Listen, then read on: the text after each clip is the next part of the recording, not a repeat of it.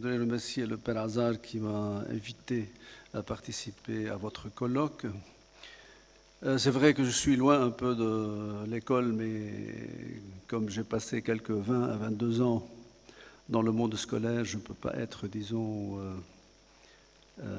que je peux être vraiment un appui fervent de la cause de l'école catholique en tant que témoin de l'Évangile et de la mission de l'Église dans ce domaine.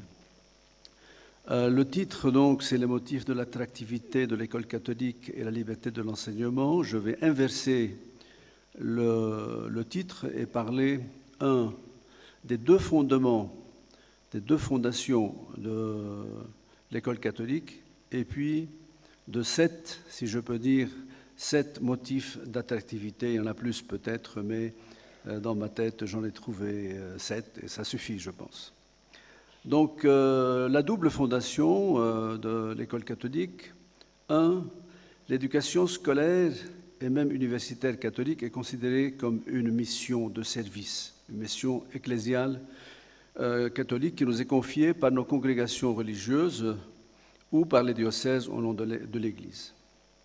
Notre tutelle est celle de l'évêque du lieu ou bien de la supérieure ou du supérieur religieux.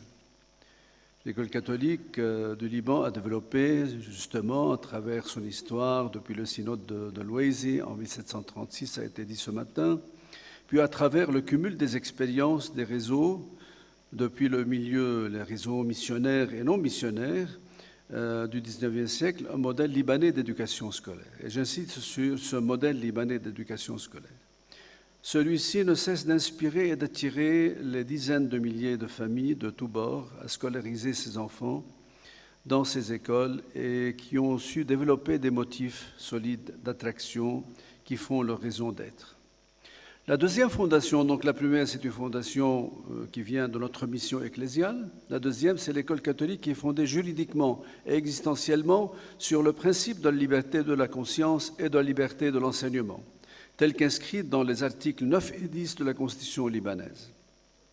Si vous avez fait attention, et peut-être un peu, je sors de l'ordinaire, je pense que c'est nouveau, je fais référence aux 2 articles de la Constitution libanaise. L'article 9, en fait, qui parle de la liberté de conscience. Je cite, « La liberté de conscience est absolue. En rendant hommage au Très-Haut, l'État respecte toutes les confessions et en garantit et protège le libre exercice à condition qu'il ne soit pas porté atteinte à l'ordre public. » Tandis que l'article 10 parle directement de la liberté de l'enseignement. L'enseignement est libre en tant qu'il n'est pas contraire à l'ordre public et aux bonnes mœurs et qu'il ne touche pas à la dignité des confessions. Vous connaissez l'ensemble de ce texte, je ne le cite pas. Donc, si je repris les 2 articles ensemble, c'est pour dire que la liberté de l'enseignement n'est pas une simple mesure administrative ou bien un droit superficiel de fonder des écoles. Mais cette liberté de l'enseignement est une affaire de conscience. Elle est fondée sur un sentiment de responsabilité, de transmission des savoirs généraux, de la formation de la personnalité des enfants et des jeunes, et un engagement pour une éducation de choix, de qualité, que chaque jeune élève doit prendre pour la vie et de lui apprendre que la religion est une religion de paix et de vivre ensemble. Lorsque les communautés, et dont la communauté catholique dans ses différentes composantes, tiennent à cette liberté d'avoir leur propre institution d'enseignement, cela implique pour eux une responsabilité morale. Il ne s'agit pas simplement, comme j'ai dit, d'une mesure administrative ou d'une affaire commerciale. Non, loin de là. C'est une responsabilité morale et matérielle devant les familles, celle de proposer une éducation efficace qui mène l'enfant à la réussite et d'autre part de former des personnalités ouvertes sur les autres et sur le monde. Pour réaliser ces objectifs et cette double fondation, si je peux dire, comme mission ecclésiale et liberté de la conscience et liberté de l'enseignement, quels sont les facteurs de capacité d'attractivité que les écoles catholiques ont mis en œuvre à travers l'histoire afin de réussir ce grand défi d'éduquer les générations? Le premier, vous allez compter avec moi un peu, un facteur essentiel, celui qui consiste à considérer la pérennité de l'école catholique qui est fondée aussi sur notre état de consacré. Nous sommes et nous avons été appelés à être des consacrés pour l'éducation, même les laïcs qui sont parmi nous, des consacrés pour l'éducation, et cela constitue le premier facteur et capital de confiance qui a toujours attiré les familles vers nos écoles. Nous sommes consacrés, pas simplement, disons, religieux, religieuses et prêtres, mais aussi, comme je dis, l'ensemble de la communauté scolaire, et il faut lui donner cette âme-là, cet esprit-là, signifie pour l'Église enseignante et pour les gens que nous travaillons avec une âme de volontaire. Il y a une part de volontariat, de bénévolat, et sans arrière-pensée pour l'éducation de leurs enfants. Ce qui est aussi à retenir, c'est, dans ce cadre-là, c'est la politique de proximité que les écoles catholiques ont toujours adoptée avec les familles.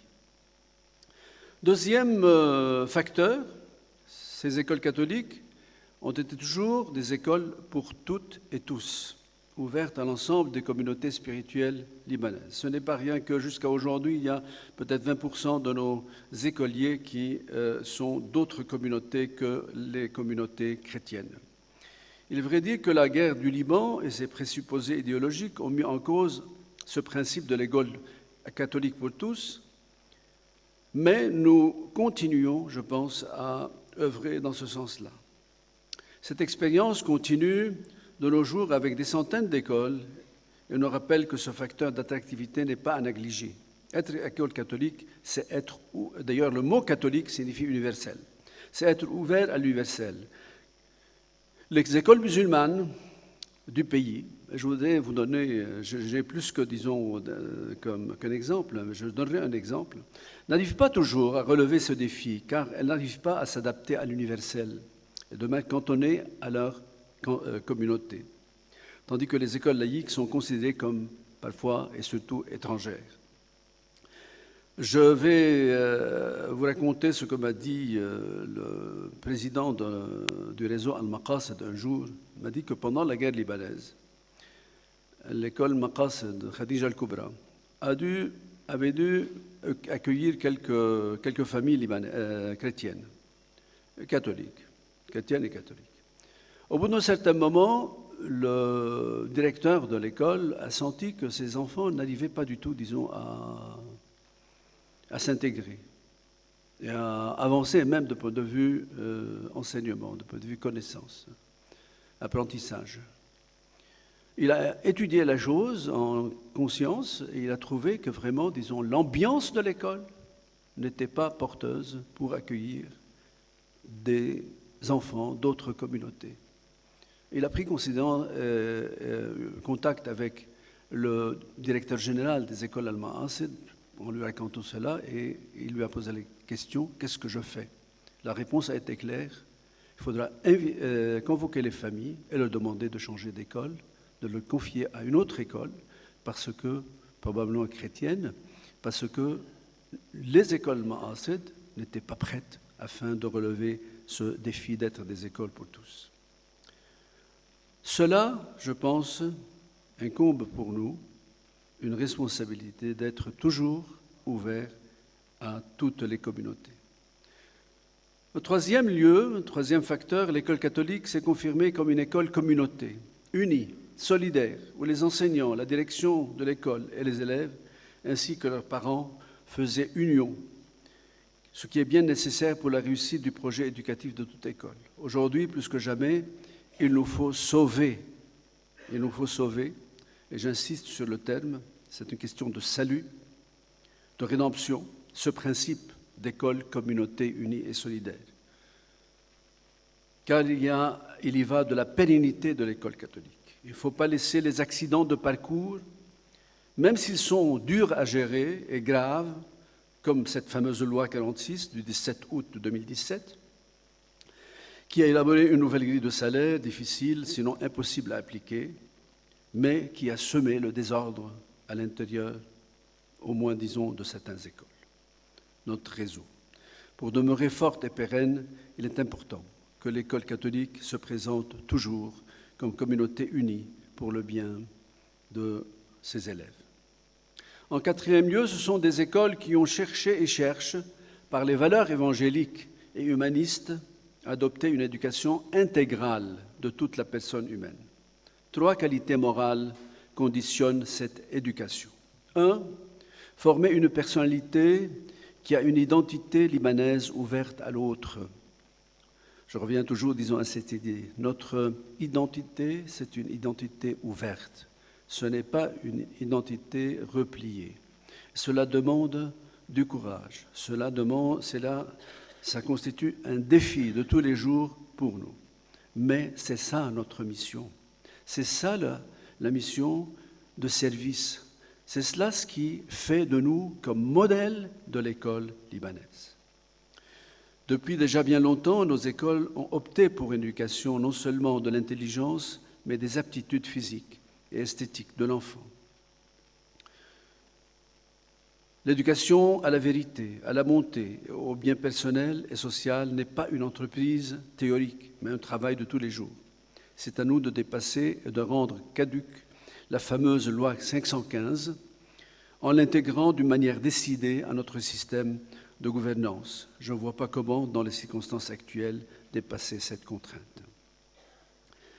Nos institutions catholiques, en 5e lieu, adoptent une politique de solidarité sociale avec les familles, surtout en temps de crise et d'une manière générale. Et bon, si on regarde un peu notre histoire, c'est une histoire de crise continue, malheureusement. Donc nous avons à être vraiment présents à nos familles pour les aider.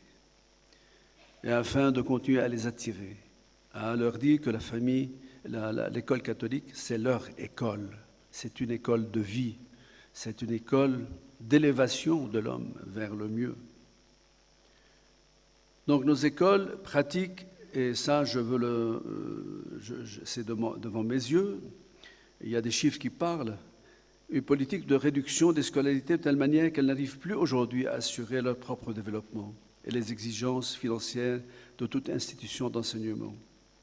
Il suffit de comparer la moyenne des scolarités entre écoles catholiques et les écoles dites individuelles ou laïques et à mesurer le rapport qualité-prix, ça a été dit tout à l'heure, pour comprendre que les écoles catholiques demeurent des écoles abordables de point de vue coût de l'enseignement. Je pense que c'est un élément très important afin de faire le marketing de l'école catholique, de continuer à dire et mettre en évidence que cette école a un rapport qualité-prix incomparable. Et ça fait partie de notre modèle d'école libanaise, le modèle libanais de l'école.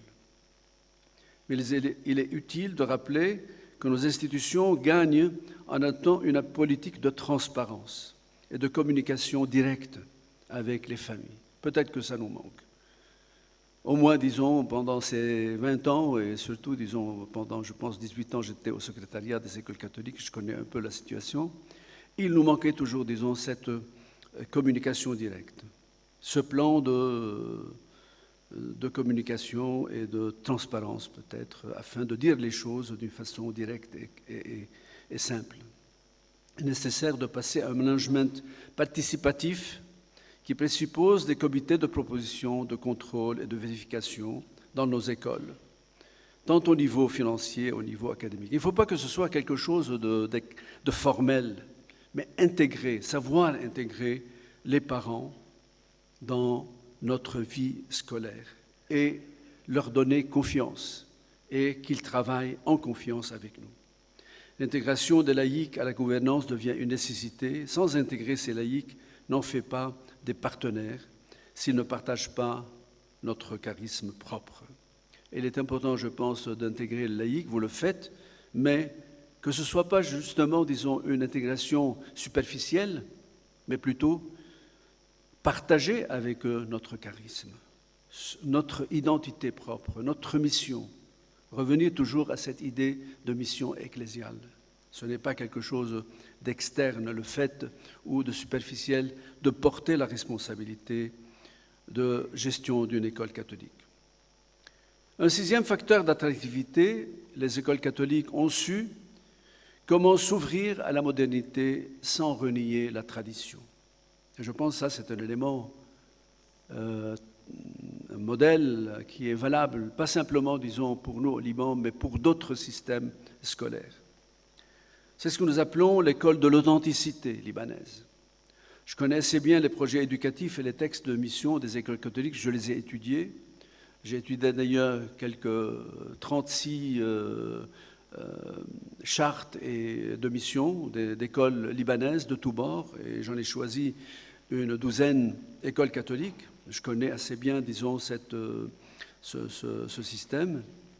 Il n'y a pas un réseau catholique ou d'écoles catholiques qui ne souligne pas la volonté d'éduquer l'élève à l'objectivité, à l'ouverture aux autres cultures, à la liberté personnelle dans le respect des règlements, évidemment, à l'esprit et au jugement critique, à cette capacité d'être libre, à l'intégration des données scientifiques les plus larges. Mais nos écoles sont soucieuses de mettre l'accent dans leur éducation au respect des règlements, à l'amour de la famille, à la solidarité avec la communauté au sens restreint comme au sens le plus large, à l'aide du pauvre et de l'abandonné. C'est pour dire que nos écoles qui mettent l'élève au diapason du monde, de point de vue culturel et intellectuel, lui inculquent l'attachement aussi aux valeurs sociales et religieuses. Il a des repères et il nous faut continuer à donner à nos élèves des repères pour qu'ils puissent vivre librement avec eux-mêmes et en communauté. Dans un monde qui manque de repères, où les gouvernements d'Occident aujourd'hui cherchent de nouveau des balises morales pour la jeunesse, nos écoles gardent le cap de l'enseignement moral et social de l'Église. C'est notre expérience, comme voie de libération et non comme instrument de soumission. C'est dans ce contexte qu'il faut relever que la méthode d'enseignement dans ces écoles ne fait pas un appel exclusif à la mémoire. Ce n'est pas simplement un enseignement magistral, mais nous le savons, c'est un enseignement qui s'adresse à l'intelligence, qui se questionne, à la liberté aussi, qui se questionne, qui se cherche et qui grandit et qui essaie de trouver des réponses pour les problèmes qui se posent aux jeunes et à l'homme d'aujourd'hui. En septième lieu, elles ont relevé, et je termine, à se hisser au niveau de la nation en éduquant non seulement l'individu et le mener à la réussite, mais d'en faire un citoyen. Un citoyen. Il est vrai qu'il y a comme une rupture entre ce qu'enseigne l'école libanaise, les catholiques, comme capacité critique du citoyen vis-à-vis de ses gouvernements, mais il n'en demeure pas moins que cet enseignement ne fait pas tache d'huile, car l'adhésion à la citoyenneté, comme nous le savons, fait problème, même au niveau de l'université. Par les pratiques sociales, du laisser-aller, de la corruption et de la compromission, et de cette manière de vivre la politique. Mais nos écoles catholiques ne retourneront pas en arrière, ne démissionneront pas sur ce principe. Elles sont les lieux où, par leur maître et par le projet éducatif de l'école, les élèves sont éduqués pour s'attacher et pour développer le sentiment d'appartenance à leur terroir, à leur Liban. C'est pourquoi ce qui est vrai pour l'émigration qui a eu lieu après les années 1940, cette émigration n'est qu'une émigration économique dans la mesure où les Libanais émigrés gardent de fortes attaches avec leur pays, avec leur famille. L'école catholique, je pense, porte une responsabilité dans cet attachement et il faut continuer à travailler pour que ce sentiment d'appartenance continue à grandir dans l'âme des enfants. Si ces écoles tiennent à la liberté, c'est pour continuer à être des institutions au service du Liban et de la région. S'il y a une liberté de l'enseignement au Liban, c'est parce que les parents d'élèves et de la famille sont des éducateurs de leurs enfants et qui sont responsables du choix de l'école pour l'éducation de leurs enfants. L'école catholique, son rôle et sa responsabilité est de continuer à travailler sur elle-même et à développer les facteurs d'attraction, d'attractivité dont nous avons parlé pour qu'elle soit de plus en plus apte à répondre à la demande des parents. Et je termine avec une citation de Saint Jean-Paul II, sa sainteté, dans un texte que nous connaissons très bien, La Nouvelle Espérance pour le Liban, où il lance l'appel suivant, dans le numéro 106 de cette exhortation apostolique. Il dit « Dans le domaine éducatif, l'Église a une tradition qu'il convient de sauvegarder. » Il parle de l'Église du Liban. « Elle est appelée à être éducatrice des personnes et des peuples. Les écoles ont le souci de participer efficacement à la mission de l'Église et de fournir un enseignement de qualité. » J'encourage les communautés éducatives à poursuivre leurs actions au service des jeunes, surtout ceux qui ont besoin de recevoir les bases culturelles, spirituelles et morales qui feront, eux, des chrétiens actifs. Il dit aussi, l'Église au Liban s'efforce d'être toujours présente à cette activité humaine de première importance. Elle est fière de pouvoir scolariser de très nombreux enfants dans l'ensemble du pays.